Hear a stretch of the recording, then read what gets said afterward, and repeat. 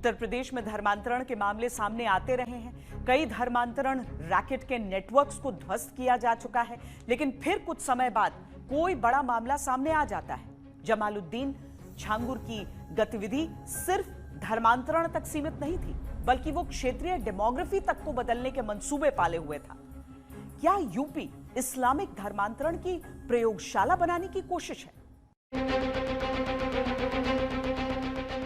UP के कई जिलों में बीते कुछ सालों से संगठित रूप से धर्मांतरण की जो घटनाएं सामने आई हैं, वो चौंकाने वाली हैं। सवाल उठता है कि उत्तर प्रदेश में कितने और छांगुर जैसे लोग हैं जो अपना रैकेट चला रहे हैं।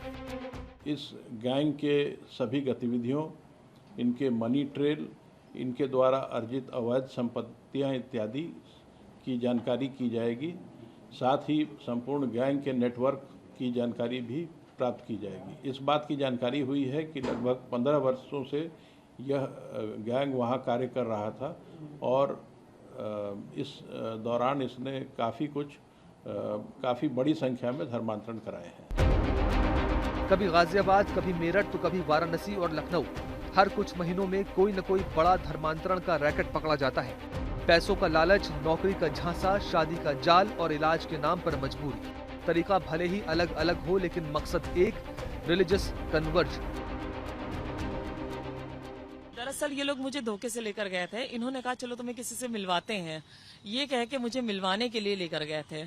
तब वहाँ पे ये मुझे पता चला कि ये तो बाबा धर्मांतरण का कार्य कर रहा है। जो आलीशान महल आज ध्वस्त किया जा रहा है, ये उस समय आलीशान महल नहीं था, इस पे कंस्ट्रक्शन चल रहा था।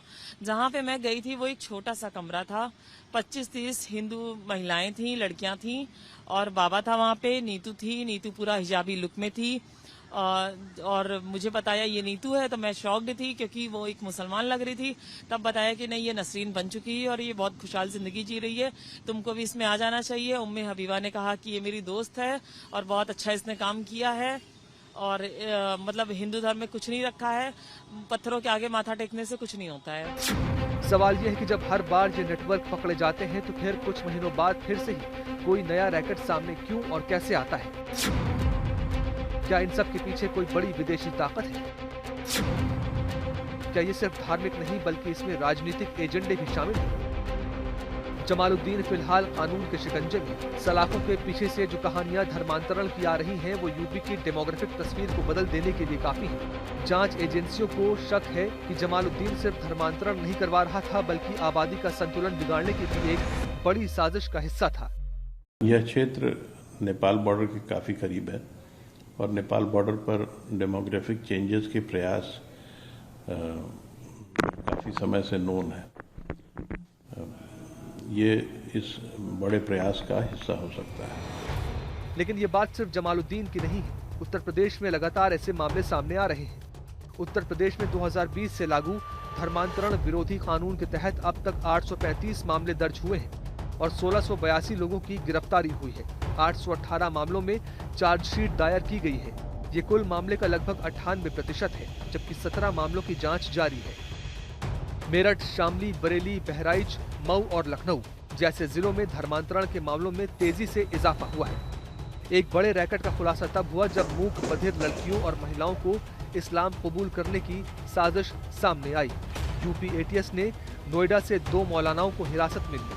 इन पर 1000 से ज्यादा लोगों का धर्मांतरण कराने और विदेशों से फंडिंग पाने का आरोप लगा। बाद की जांच में दोनों ही मौलाना दोषी पाए गए।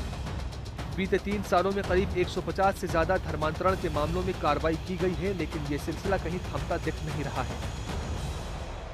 5 जुलाई को छांगुर बाबा और जमालुद्दीन और उसके प्रमुख सहयोगी नीतू उर्फ नसरीन की गिरफ्तारी की गई थी। आज 7 दिवस का रिमांड यूपी एटीएस द्वारा इन्वेस्टिगेशन के दौरान इन दोनों मुख्य अभियुक्तों का लिया गया है। इनसे इस गैंग के सभी गतिविधियों, इनके मनी ट्रेल, इनके द्वारा अर्जित अवैध संपत्तियां इत्यादि की जानकारी की जाएगी। साथ ही संपूर्ण गैंग के नेटवर्क की जानकारी भी प्राप्त की जाएगी।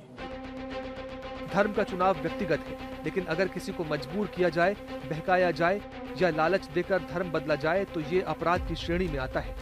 और जब ये एक संगठित नेटवर्क के तहत हो तो ये सिर्फ अपराध नहीं, आतंक बन जाता है। जांच एजेंसियां इसी एंगल से छांगुर का पूरा सच तलाश रही हैं।